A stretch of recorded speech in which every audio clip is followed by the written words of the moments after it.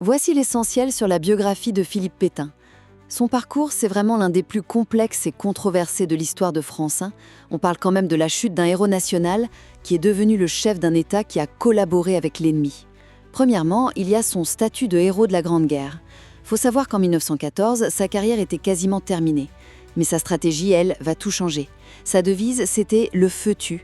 En gros, ça veut dire qu'il misait tout sur la puissance de l'artillerie pour éviter des assauts humains inutiles, et donc pour sauver des vies. Et ça, c'était une approche qui a fait de lui le vainqueur de Verdun et un véritable sauveur pour les soldats. Cette image de sauveur, elle va le rattraper en 1940. Deuxièmement, il devient l'architecte de l'armistice.